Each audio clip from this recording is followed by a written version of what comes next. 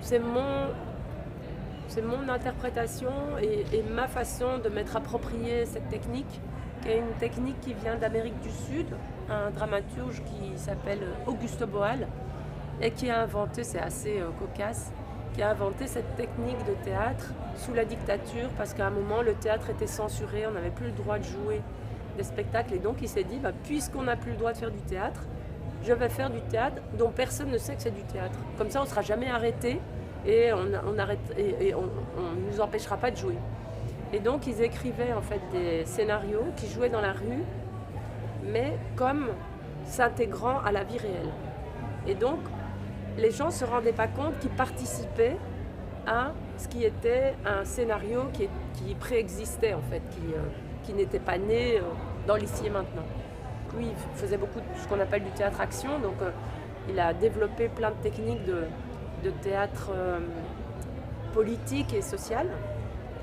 Et quand j'ai lu pour la première fois un bouquin parlant un peu de toutes ces différentes techniques, j'étais totalement fascinée par son explication du théâtre invisible, et je me suis vraiment dit c'est ça que je veux faire.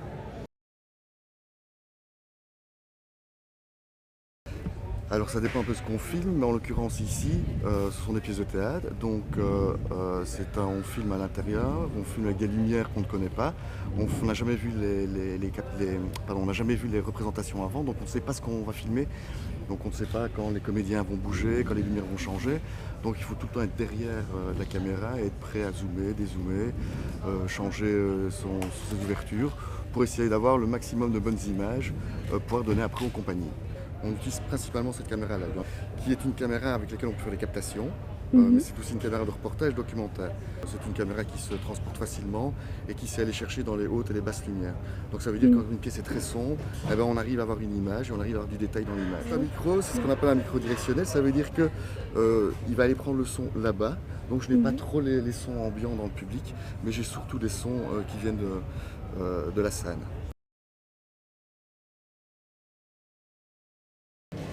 En fait, c'est déjà notre troisième spectacle, quatrième. Donc, troisième spectacle, on utilise des écrans.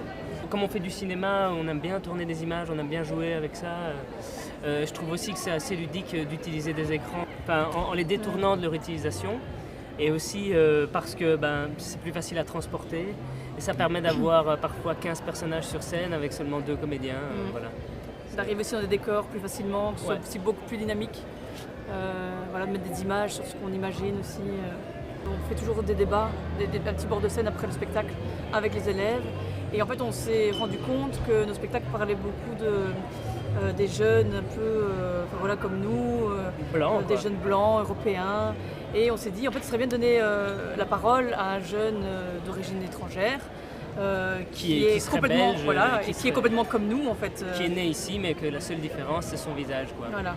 On est allé dans les écoles, on a fait des interviews, on a fait des lectures avec des ateliers d'écriture, et on s'est servi un peu de tout ça pour voir ce que les jeunes ressentaient. S'inspirer de leur vécu aussi et d'écrire. Voilà.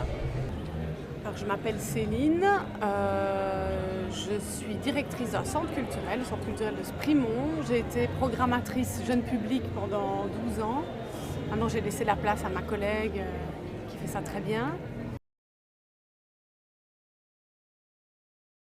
Alors j'ai vraiment bien aimé un spectacle qui a été programmé vendredi dernier, qui s'appelle Dominique toute seule.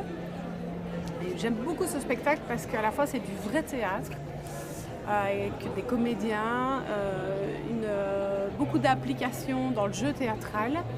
Et aussi il y a un fond social, parce que c'est l'histoire d'une femme qui a perdu son travail et puis qui est un peu expulsée de sa maison par des huissiers parce qu'elle n'arrive plus à payer sa maison, et puis qui doit aller vivre dans les bois.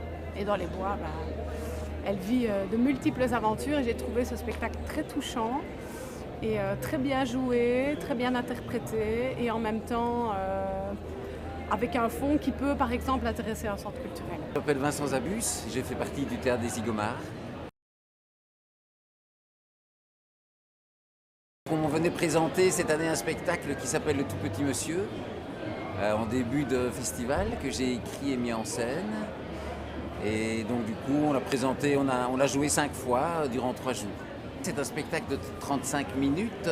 C'est un comédien tout seul qui vient avec sa guitare raconter une histoire devant un kamishibai, c'est-à-dire un petit théâtre de papier. Et il raconte en fait l'histoire d'un monsieur de grande taille qui a l'habitude de raconter des histoires à des enfants qui sont en face de chez lui. Mais il se fait qu'un beau jour, on raconte que des extraterrestres ont envahi la Terre et vont remplacer les êtres humains en se glissant dans leur peau.